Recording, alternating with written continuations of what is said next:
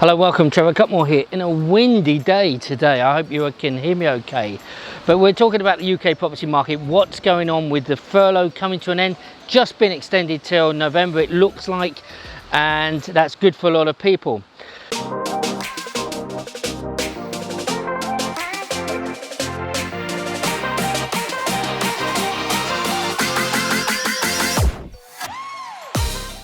But what I want to do is to have a look at the actual market, what's happening.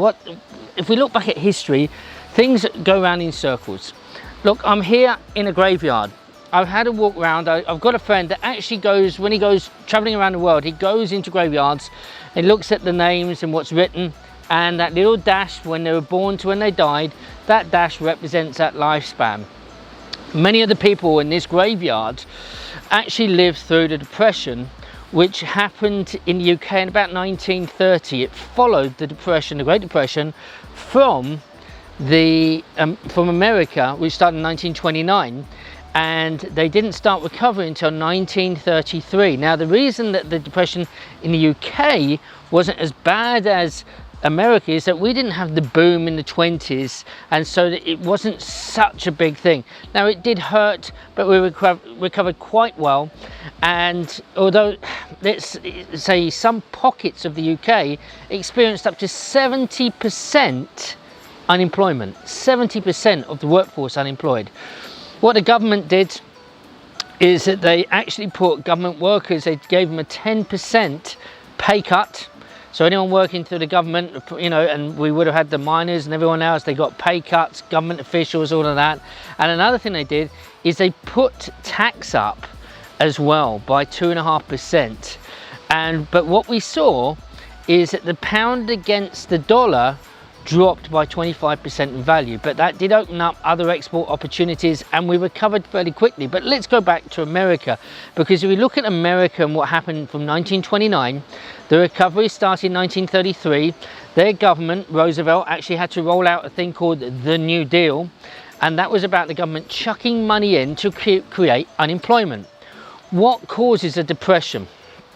Okay, that is the output of goods and services being sold or brought across the country. So what happens? That leads to unemployment. The unemployment currently in the UK is 4.5%. To classify depression, what does that mean? Well, anything of a unemployment value of 15% or more, we class that as a depression. So you and I both know that just last week, on the 31st of October, that was the last day that companies could give notice to their employees for redundancy. And I would know a group of my friends have been given that notice to be made redundant.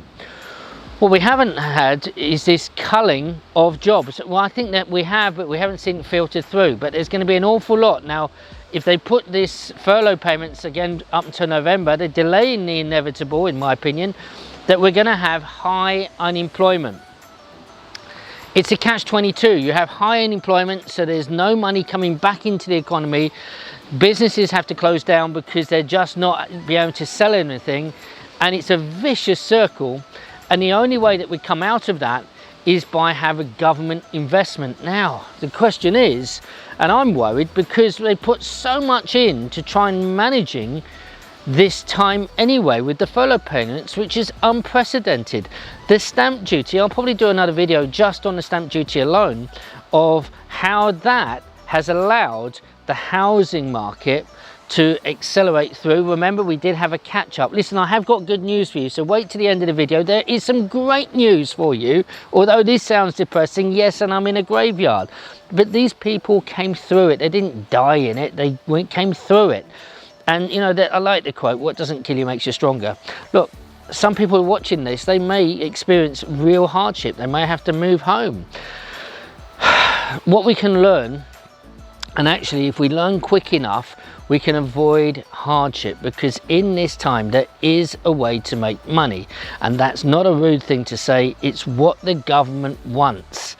First of all, I'm going to say one thing to you, the internet. So back when these people were alive in that first depression, whether in the UK or in America, they didn't have the internet, another way of getting out and making money. Well, there's lots of internet businesses out there. There's lots of things that people need. Think what people need. They need food. A lot of them want medication, supplements, these sorts of things. I know a lot of people are doing that on Amazon and making money. You've just got to think. Don't sit there and think, oh my goodness, what can I do? But the way that we have to do it, like I said, the government has to spend things such as HS2. They've got to actually make it bigger and start that program now, in my opinion.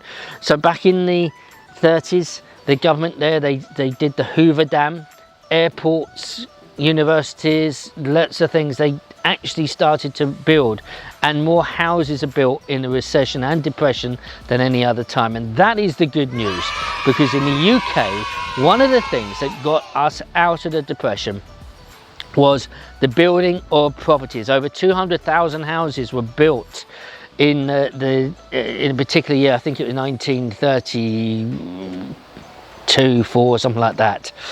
But there was that alone. The housing market is where the most money is made. Remember, people need somewhere to live. So if you're in property, don't freak out. There is, you know, a good journey for us. We've just got to get it right.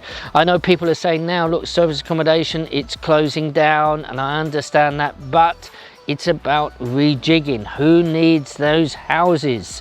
Who needs them so you can actually get rent? Well, the government and the local government, the councils, are looking to place people who are becoming unemployed or even bankrupt. So you've got to go speak to the council and see what you can open up with them to ensure that you can still make money. And remember, if wherever the need is and you can get a supply of property, you can do a very, very good job and service a need. So that's quite a powerful thing to do. This is the good news, that whether we're building houses, whether we are converting them. You know, I get a lot of calls and say, Trevor, I've got some money, how do I invest? Well, you know, it's prudent just to have a look, just wait for a little bit, because house prices will drop.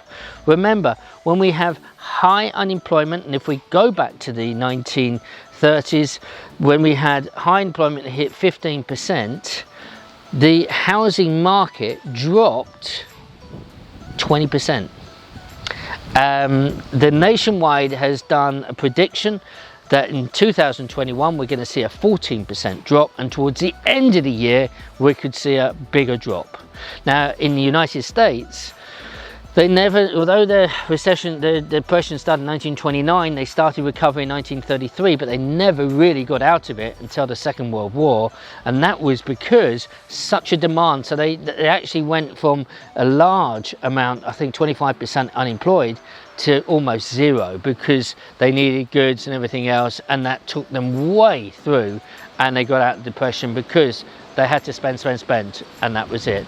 For us, I truly believe that the internet is something that's going to be incredible for us, and we've got to learn. So if you're of my generation, I'm 58 years old, listen, start to learn what you can do. Go on some courses, there's plenty of online courses. If you're going to invest in property though, please do it properly. If you're not interested in the courses that I've got online, don't worry, go to someone else. If you're interested in my ones online, drop me an email. Write your comments down, any questions, and share this video, and please subscribe. Listen, have a wonderful week. Remember, it's not as bleak as we see, and you and I can make the difference. So God bless you. I'll see you soon. Bye bye.